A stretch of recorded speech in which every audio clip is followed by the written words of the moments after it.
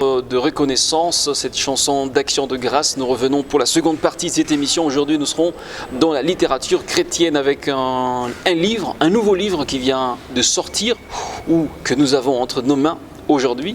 C'est un nouveau livre qui a été édité par le frère Toussaint Ilunga avec qui nous sommes dans cette émission aujourd'hui. Bienvenue, frère Toussaint.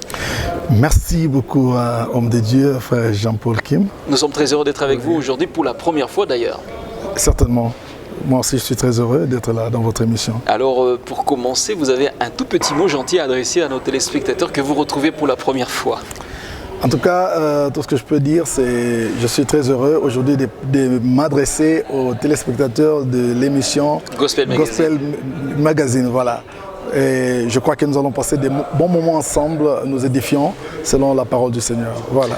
Alors aujourd'hui, nous allons essayer d'échanger sur cet ouvrage, votre ouvrage, avec un titre poignant, percutant, un titre qui, en quelque sorte, qui n'est pas vraiment à retrouver dans les couloirs des bibliothèques. C'est un livre aussi exceptionnel. Pourquoi je le dis ? Donc son intitulé est presque mystère. Vous l'avez intitulé « Quelle heure est-il à l'horloge des dieux ?» Alors dans ces livres, vous parlez d'énormément de choses. Quelle est principalement l'idée qui vous a amené à intituler votre livre comme suite ? Merci beaucoup, homme de Dieu. Vous savez, nous avons reçu de la part du Seigneur une recommandation, celle de pouvoir interpeller le peuple de Dieu, le monde en général, sur les événements de la fin de temps, c'est-à-dire sur le retour de Christ. Et nous avons fait un constat, c'est que en lisant la Bible, nous nous rendons compte que nous nous approchons de plus en plus du retour de Christ. Cependant, dans l'Église, on nous parle de moins en moins du retour de Christ. Et voilà, quand nous étions en train de préparer ce message, à un certain moment, nous étions en train de demander à Dieu comment intituler ce message. Alors, ainsi, le Seigneur nous a mis à cœur de pouvoir choisir ce titre. C'est pour interpeller les lecteurs, pour interpeller l'Église, pour interpeller les hommes par rapport à l'évolution du monde vers sa fin.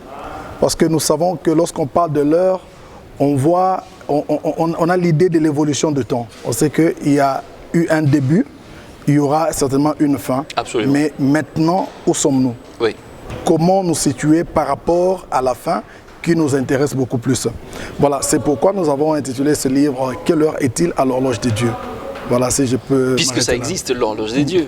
Justement, l'horloge des dieux existe. Oui. Avec ce livre, vous allez comprendre, nous avons essayé de fouiller dans la parole de Dieu, de fouiller dans les prophéties, et nous avons compris que Dieu a une horloge qu'il a instituée pour les hommes. Vous comprenez, lorsque Jésus dit, lorsque vous verrez, quand les hommes voient les signes de temps, ils savent que voilà, l'été est proche. Oui. Et voilà, il est temps, lorsque vous verrez également toutes ces choses se réaliser, les signes qu'il a énoncés, qui devaient arriver à Israël, à Jérusalem, quand ces signes qui ont été annoncés sur ce peuple juif arriveront, nous devons comprendre l'évolution du temps à partir de cela. Tout à fait. Ce qui veut dire pour nous que Israël est l'horloge de Dieu. Ce qui arrive à Israël nous indique l'évolution du temps selon Dieu. Tout à fait. Par rapport au retour de Christ et par rapport à d'autres prophéties qui se sont déjà réalisées dans le temps. Alors, je rappelle que vous avez publié ce livre aux éditions The Songs of Ministry, déjà donc en 2020, cette année bien entendu. Et ce livre a été préfacé par le révérend pasteur Jacques Calabo Amwanza de la cité évangélique d'Anzevoix, à qui nous jetons de fleurs aussi, puisqu'il a admis justement la sortie de ce livre. Dans ce livre, vous mentionnez des grands événements dont mentionne aussi l'Apocalypse, mais j'aimerais plutôt que vous puissiez un tout petit peu nous parler brièvement, puisque vous avez dit déjà sur la couverture, c'est mentionné enlèvement de l'Église quand 666, quand le millénium, quand le retour de Jésus-Christ, quand l'enlèvement de l'Église. D'abord, quels sont les signes qui vous convainquent à vous d'abord à vous-même, avant que vous puissiez, n'est-ce pas, en parler aux autres au travers de votre ouvrage? Ok, merci. Vous savez, quand Jésus a parlé aux disciples, ils lui ont posé la question, Seigneur, dis-nous quels sont les signes du temps de la fin. Ils ont demandé au Seigneur de leur dire quand est-ce que la fin viendra, comment ils devaient reconnaître la fin. Et le Seigneur leur a parlé, il a donné plusieurs signes que nous connaissons aujourd'hui. Les guerres, les bruits des guerres. Et il y a beaucoup de choses que le Seigneur a énumérées dans Matthieu chapitre 24. Mais nous ne sommes pas focalisés sur ces signes-là. Parce que ce sont des signes qui se sont manifestés depuis très longtemps et qui continuent à se manifester aujourd'hui. Il y a des tremblements de terre, il y a l'arrivée des faux prophètes, et ça a commencé il y a très longtemps. Néanmoins, par rapport à ces choses, nous avons ciblé d'autres signes qui ne sont pas mentionnés, donc plutôt qui n'ont pas été réalisés dans la Bible, mais qui se sont manifestés plus tard. Et d'autres dans notre génération. C'est que les apôtres même n'ont pas vu. Mais des signes qui ont été annoncés par les prophètes. Il y a notamment la dispersion des enfants d'Israël, de leur terre, la destruction du temple que Jésus lui-même avait annoncé. Il y a Daniel qui en a parlé, que les temples devaient être détruits. Dans les prophéties, oui. Voilà. Et aussi, il y a le rétablissement, la restauration de la nation juive. Vous comprenez? Ce peuple qui a connu sa dispersion, qui a perdu son autorité en tant que nation sur son territoire depuis l'an 70, parce que la prophétie avait dit qu'ils seront dispersés, mais ils reviendront sur leur territoire. Vous allez vous imaginer qu'il s'est passé pas moins de 20 siècles pour que Israël vienne reconquérir sa terre. Cela a été écrit dans la Bible et cela est fait. Si vous allez dans, vous lisez ce livre, vous essayez de comprendre l'étude que nous avons faite du chapitre 37 d'Ézéchiel, quand on parle des ossements desséchés. Il s'agissait bien de cette affaire-là. La dispersion des Juifs qui étaient considérés comme les ossements desséchés. Quand on voit les ossements desséchés, on a l'idée d'un homme qui a vécu il y a très longtemps, et on perd l'espoir de voir cet homme se reconstituer et revivre. Et c'est pourquoi quand on pose la question à Ézéchiel, fils de l'homme, est-ce que ces ossements peuvent-ils revivre? Et il dit, Éternel, tu le sais, parce que lui ne pouvait pas donner réponse à pareille situation. Et qui est cet homme qui pouvait croire que Israël, qui a perdu son territoire pendant environ 20 siècles, pouvait un jour reconquérir sa terre? C'était donc pratiquement impossible. Mais puisque c'était la parole de Dieu, on a vu en 1948 Israël redevenir propriétaire de sa terre selon la promesse faite à Abraham. Et aujourd'hui, Israël est là. C'est un État parmi tant d'autres. Mais vous parlez aussi de la marque de la bête, 666. Est-ce une réalité actuellement? Oui, vous savez, depuis le temps des apôtres, quand vous lisez 2 Thessaloniciens chapitre 2, l'apôtre Paul dit « Le mystère de l'iniquité agit déjà. Mais seulement, il faudrait que celui qui le retient ait disparu. Alors seulement on verra apparaître l'impie, l'adversaire de tout ce qui s'appelle Dieu, l'homme du mal. » Et on parle là de l'antéchrist qui va apparaître. C'est-à-dire, on le décrit. C'est-à-dire, son action a commencé il y a très longtemps. Et aujourd'hui, il y a plusieurs choses, il y a plusieurs événements, plusieurs activités qui prouvent, même sur Internet, vous allez le voir, qui prouvent que le 666 est à l'œuvre. Point n'est besoin que j'explique beaucoup de choses. Les gens voient et tout le monde connaît que les 666, on les retrouve un peu partout. Alors, mais on dit pour que maintenant cette marque-là puisse être officiellement opérationnelle, il faudrait que l'antéchrist apparaisse. Or, l'antéchrist ne peut pas apparaître, selon l'apôtre Paul, il faudrait que ce qui le retient ait disparu. Et en lisant la Bible, nous avons compris que ce qui le retient à Satan, tout ce qui résiste aux œuvres du diable, qui résiste à la manifestation des œuvres de Satan, de se manifester sur cette terre, c'est seulement la présence de l'Église. Et une fois que l'Église sera enlevée, alors c'est en ce moment-là que l'antéchrist n'aura plus de résistance et il va prendre le règne du monde. Et en ce moment-là, le 666 devient officiel. Et c'est ce qui est évoqué dans Apocalypse chapitre 13. Exactement. Là, on vous dit qu'en ce moment-là, personne n'aura le droit ni de vendre, ni d'acheter s'il n'a pas cette marque-là. Oui. Parce que le monde n'aura qu'un seul roi, c'est l'Antéchrist. Oui. L'Antéchrist qui va régner. Vous savez, Satan dit c'est quoi à Jésus lors de la tentation? Il est écrit, adore-moi, tout ça, je te donnerai plutôt, bon, il n'a pas dit, il est écrit là, il dit, adore-moi, je te donnerai tous ces royaumes de la terre, car tout m'a été donné. Exactement. C'est-à-dire, les royaumes de la terre ont été donnés, lui avaient été donnés. Ouais, mais Jésus avait refusé cela. Mais cette offre-là sera faite à l'Antéchrist. Parce que l'Antéchrist, ce n'est pas le diable lui-même. C'est un agent du diable.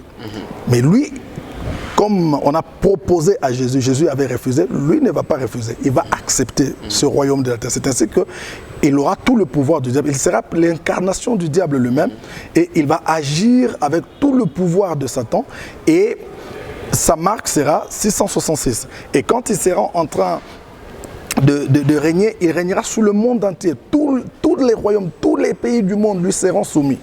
Donc ce sera le règne universel. C'est ce qu'on appelle le nouvel ordre mondial qui se prépare. Donc un roi voilà, pour le monde entier. Oui. Et cela est possible, cela se fera certainement. Et ce ne sera pas avant l'enlèvement. Et donc, en effet, puisqu'il s'agit de ce roi-là, ça veut dire un roi représentant du diable. Représentant du diable, voilà, qui règne. Parce que c'est ce roi-là qui viendra mettre le comble au règne des hommes. Parce que Dieu est celui qui dirigeait le monde au travers de son peuple. Et quand le peuple d'Israël a refusé que Dieu continue à régner sur lui, il a rejeté Dieu et Dieu l'a aussi rejeté. C'est ainsi que vous verrez que dans la Bible, et le roi Nebuchadnezzar, parce que c'est à partir de lui que Israël a perdu la royauté. Israël n'avait plus de roi des rois de ses propres fils comme roi. Des autochtones. C'était d'autres empereurs, d'autres rois qui régnaient sur Israël. Depuis le roi de Nebuchadnezzar jusqu'à la période des Hérodes et tout ça, c'était d'autres peuples qui régnaient sur Israël. Alors, vous voyez, et cela est parti jusqu'aujourd'hui, parce que c'est cette période qu'on appelle le temps des nations, où Dieu a donné le règne aux autres peuples de régner sur son peuple même. Okay, voilà. C'est d'autres peuples qui règnent même sur le peuple d'Israël, jusqu'à ce que Dieu lui-même reviendra, Jésus reviendra pour régner lui-même sur Israël. Wow. Voilà. Mais l'Antéchrist, quand même, il est en train de travailler. Aujourd'hui, nous voyons que les gens sont capables d'abandonner le Christ, d'abandonner la foi chrétienne pour rentrer, se faire enrôler dans les ordres mystiques afin de gagner de l'argent, d'être riche dans ce monde. Voilà. Je pense que ça fonctionne déjà, l'Antéchrist. Oui, justement, c'est ce que j'ai dit, que le mystère de l'iniquité agit déjà. C'est-à-dire qu'il y a le préparatif qui se font aujourd'hui pour préparer le règne de l'Antéchrist. Vous savez, l'Antéchrist, lui, il n'est pas Dieu. On dit l'Antéchrist, c'est le contraire de Christ. Voilà. Il vient s'opposer à Christ. Il s'élève contre tout ce qui s'appelle Dieu. Donc, il s'est fait passer pour Dieu. Il veut prendre la place de Christ. Alors, Christ, puisqu'il est Dieu, il connaît tout. Il n'a pas besoin d'un ordinateur pour pour avoir des informations. Oui. Il n'a pas besoin des gens pour venir lui apporter des informations, des services d'ANR et qu'on soit pour lui apporter des informations. Non. Mais l'Antéchrist, puisque ce sera un homme, mais investi du pouvoir de Satan, il sera limité par rapport à l'information. C'est ainsi que l'évolution du monde, l'accélération de l'évolution du monde aujourd'hui est en train de justifier les préparatifs pour installer l'Antéchrist, parce que lui va utiliser l'Internet, il va utiliser l'ordinateur pour contrôler le monde. C'est ainsi que vous voyez quand on parle de 666, ce sont des éléments. Avant, quand je ne lisais pas encore, quand je n'avais pas encore fait des études par rapport à ça, je pensais que la marque là serait spirituelle, mais je me suis rendu compte que c'est réel. C'est une marque physique réelle, parce que quand vous lisez la Bible, on vous dit cette marque sera placée où?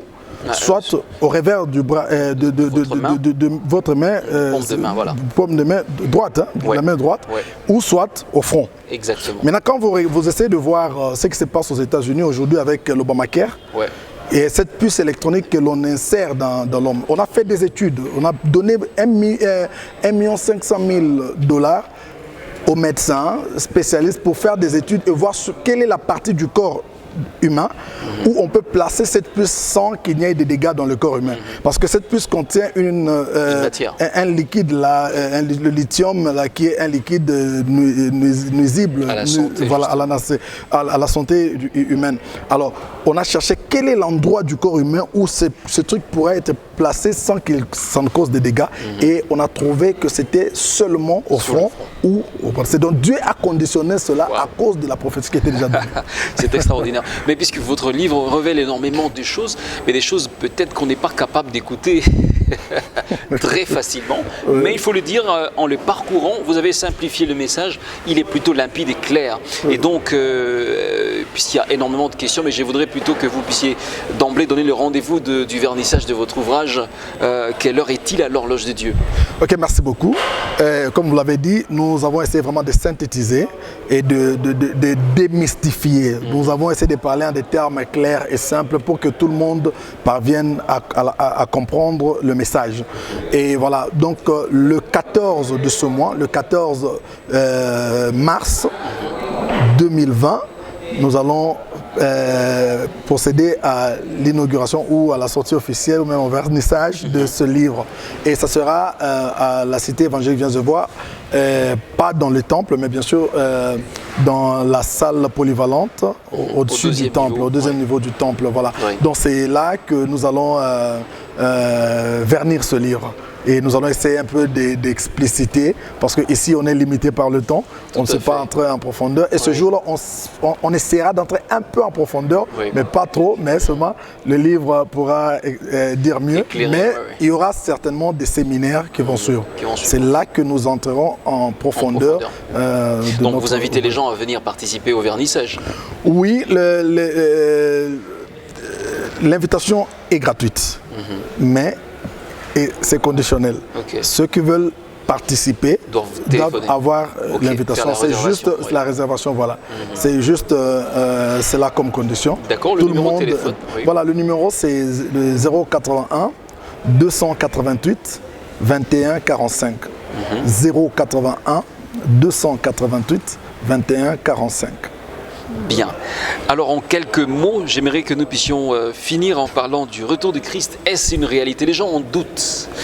Ce n'est vraiment pas facile de comprendre, mais il y a beaucoup de gens qui doutent que Christ reviendra. Est-ce que c'est vrai? Ce sont des histoires, c'est une utopie. Voilà, peut-être de manière très brève.